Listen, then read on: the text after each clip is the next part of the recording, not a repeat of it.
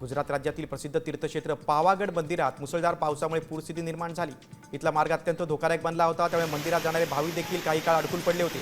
दरम्यान कुठलीही सुदैवानं जीवितहानी झाली नाही। मंदिर प्रशासनाने आणि आपत्कालीन यंत्रणांनी तत्काळ लक्ष घालून परिस्थिती नियंत्रणात आणली।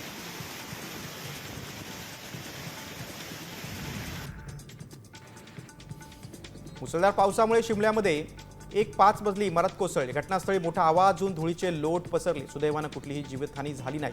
रस्त्याच्या रुंदीकरणासाठी चाललेल्या खोदकामामुळे इमारतीला तडे गेल्याचं आधीच निदर्शनास आलं होतं।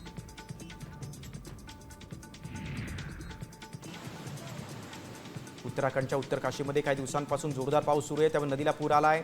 पाण्याचा वेगही प्रचंड आहे। अशात या पाण्यात एक कार सापडली।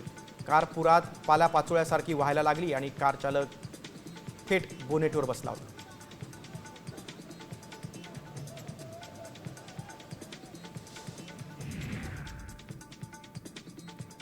मध्य प्रदेशमध्ये एका निवासी शाळेत पाणी साचलं होतं, त्यामुळे शाळेतील 162 मुलं पुराच्या पाण्यात अडकली होती। विद्यार्थ्यांना रात्रभर शाळेच्या छतावर आश्रय घ्यावा लागला।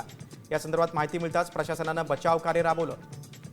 गुजरा नदीची पाणी पातळी वाढल्यामुळे पूरस्थिती निर्माण झाली होती।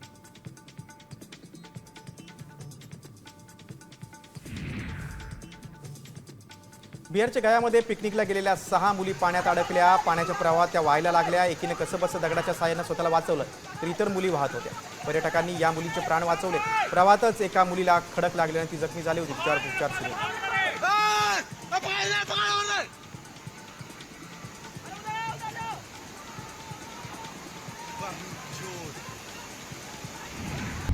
आता isakal.com आहे देशातील नंबर 1 ची मराठी न्यूज वेबसाईट।